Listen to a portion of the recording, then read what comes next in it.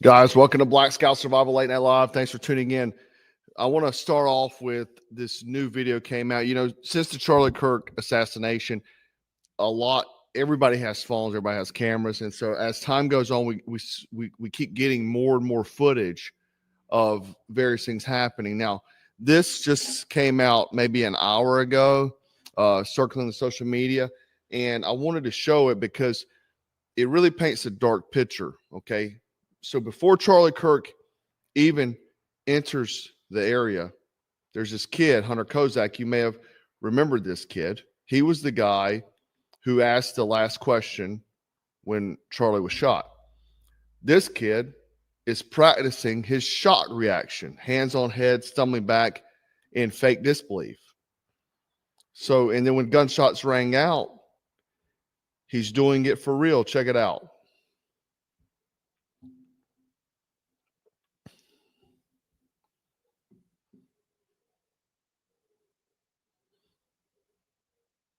So then once it happens, he does the exact same thing, like scripted, staged, rehearsed. See, look, same deal.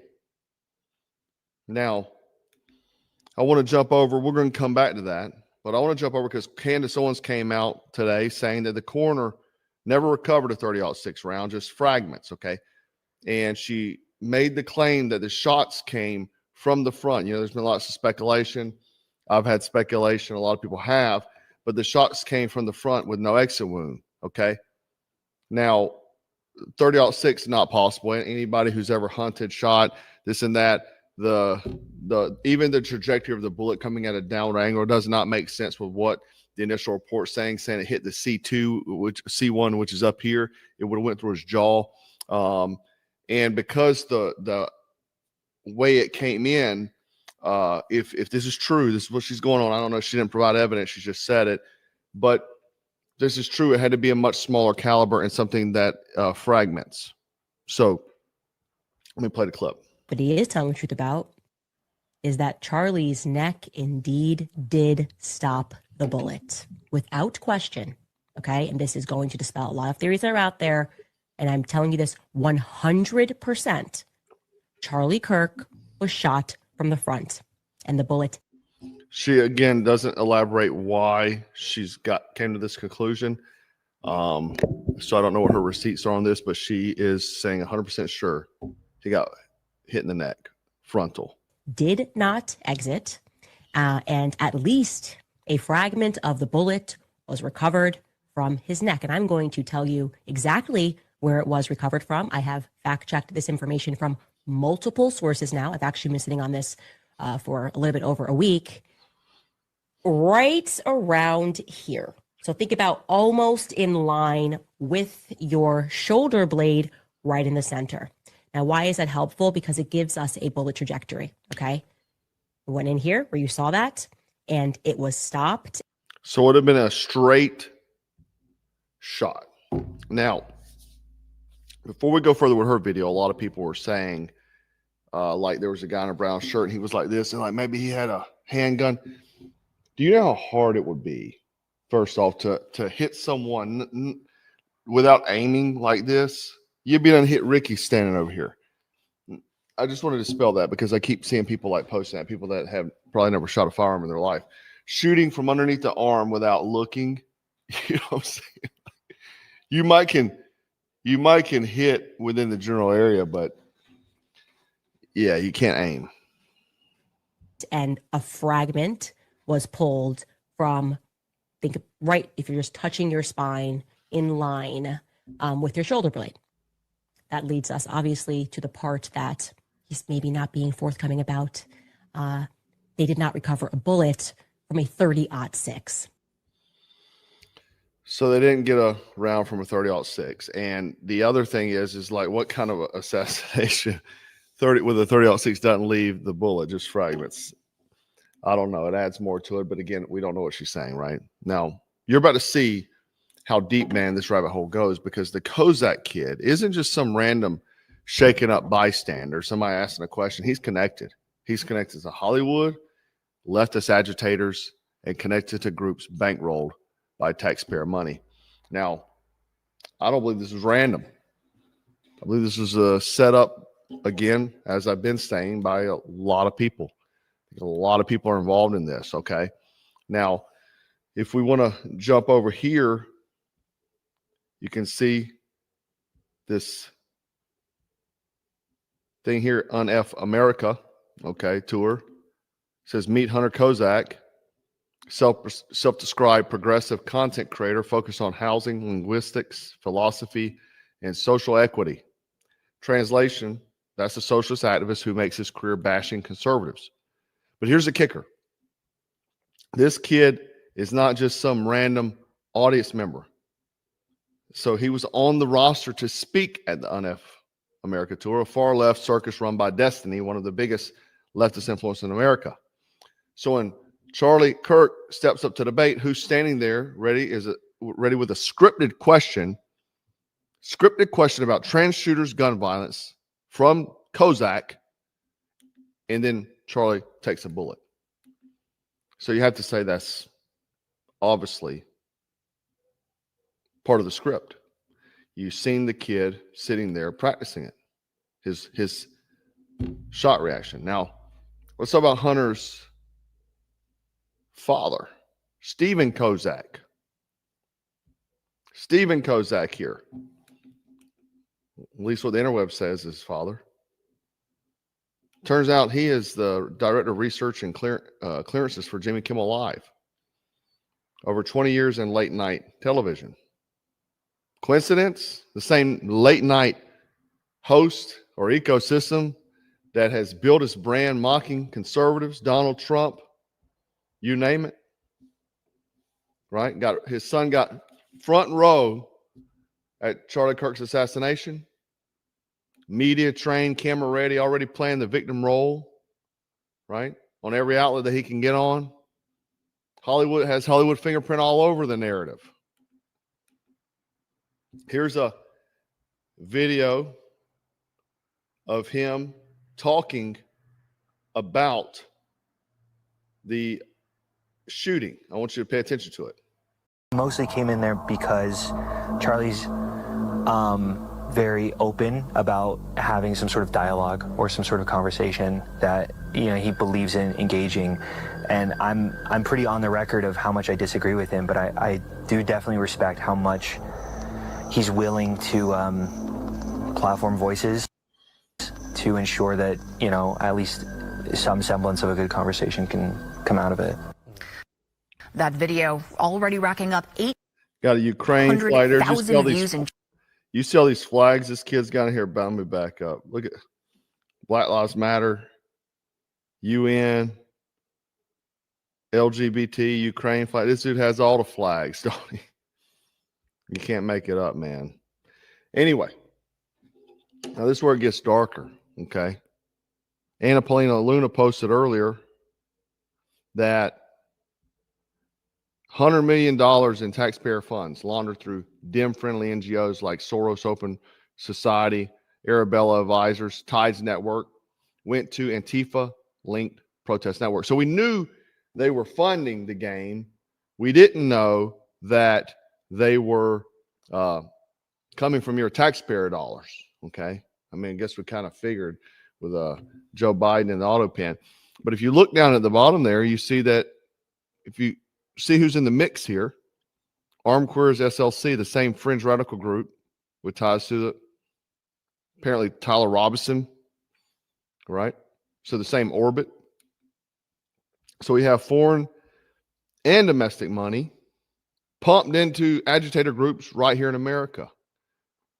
Again, and one of their organizers, Irenea Fanion, was awarded, check it out, and I brought up this guy the other day that was the lead of the group from Iran.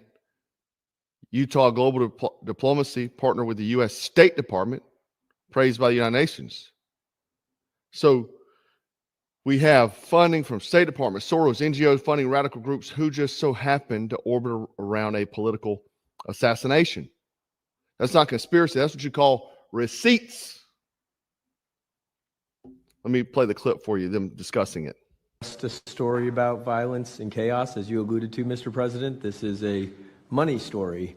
And at the Government Accountability Institute, my colleague and I, Peter Schweitzer and our team, we followed the money, and we followed it to the top of what we call the protest industrial complex, Riot Inc. And we found a network of NGOs. It's not just the Soros network, the Open Society network, it's other funding networks, the Arabella funding network, the Tides funding network, Neville Roy Singham and his network, Foreign Cash. And it's also big left-wing funders. Some of them are not citizens of this country. Mr. Hans-Jörg Wyss of Switzerland. They're pouring money into this entire ecosystem. And so I want to share 3 money facts with you about what we call Riot Inc. Number one, like any corporation, Riot Inc. has many divisions. It doesn't just have the Antifa boots on the ground division. It has PR divisions. It has marketing divisions. It has a very well-funded legal division to get these boots on the ground back on the streets as quickly as possible. But it does have those investors that I mentioned. Number two, we have identified dozens of radical organizations, not just the decentralized Antifa organizations, but dozens of radical organizations that have received more than $100 million from the Riot Inc. If you're wondering where those pallets of bricks came from, rider trucks full of gear, riot gear, and then when you ask yourself, how do these rioters, like they don't have jobs? No, because rioting is their job. Investors, these would be the lawyer groups. These would be the groups that advocate for calling good, honest Americans fascists, etc. And then 3, I think the most shocking thing is that we have found that more than $100 million in U.S. taxpayer funding has flowed into these funding networks, including at least $4 million to these very groups themselves, not just Antifa types, but there was an event in Atlanta called Stop Cop City. Over 60 rioters were charged with domestic terrorism. These groups received money for that from both the billionaire class as well as taxpayer money. So one other thing, this money helps fund the decentralized crowdfunding platforms. These are ways that Antifa, the John Brown Gun Club of Elm Fork, which had links to that attack on the ICE facility, the Socialist Rifle Association, and just because they don't have LLCs or EIN numbers doesn't mean they can't get paid. Some of these funding platforms, crowdfunding platforms, are funded by this network that we. So they're getting money through these crowdfunding platforms as well. Now, if this feels familiar, it should, because this is the exact same playbook that the CIA uses. We've used this technique to topple governments for decades. Step 1, find fringe groups. Step 2, flood them with money, give them training, give them guns. Step 3, unleash chaos to destabilize the country. We did it in South America. We did it in the Middle East. And now they're running the same play here at home, funded by you and I, the taxpayer. People ask, how do these protesters afford to travel? How do they get days off to riot? How are they getting these buses to bus people in? Simple answer, this is the job. They're professional agitators paid to tear America apart. And they called Trump, Trump called this out. He said these guys are paid agitators. And CNN and the media said he's full of shit and he's a fearmonger. He's telling all kinds of lies. It's true. You and I know this. I've made videos about this for years, man. People said I didn't know what I was talking about. This is exactly the same playbook our government uses to destroy other countries. What do you think is happening here right now? They're trying to destroy America. They are working so hard right now to destroy our country. And again, the same money was going to the border to get people across. Okay. Now it's happening. Now just back to this scene. Let's just watch this again, just in case you're just tuning in here. This is Kozak rehearsing his shock before the event. Okay. He does the same motion. Is that not strange? See? Strange, right? The other strange thing is this is just a notable mention, okay? We have security checking their watches in unison right before it happens, which is, again, odd. Look at him. simultaneously checking wristwatches, synchronizing watches. Boom. Odd. I don't know if that means anything. I just think it's odd. Right? Like I don't know. You tell me. Anyway, what are the odds of the Kozak? The question, right? I don't believe that these are coincidences, right? These are cues, man. Stage direction. Someone's following a script. And while the coroner says there's no 30-06 bullet, the official story pretends nothing is out of place. Just another random act of a lone shooter that got, went crazy off of some game app. Nah, to me, this looks like coordination. Okay. Again, and how did the media spin it? They spin it. Kozak's on TV parading as some traumatized student, not a socialist activist, not the son of a Hollywood staffer, just a poor shaken bystander. Perfect casting, perfect narrative, hand delivered for the networks to run with. And the thing is, I've noticed a huge trend right now that they don't want you asking questions. They want you swallowing the script. You have so many people that are making alternative social media stating they believe the narrative and that anyone who questions is crazy, right? But the thing is, when you zoom out, you see the pattern. Soros, Arabella advisors, State Department ties, fringe groups radicalized overseas, paid activists on U.S. soil. It's not chaos, man. This is what you call coordination, a soft coup by 1,000 cuts using money, media, and manufactured outrage to destabilize America. It's the same thing I keep going back to with algorithms. How you notice that you'll get fed just this dopamine of hate, right? And Charlie Kirk, man, he's became the latest casualty in their psychological war. It's sad day, right? And this is why you don't trust the system. You don't trust the media. Damn sure don't trust the government.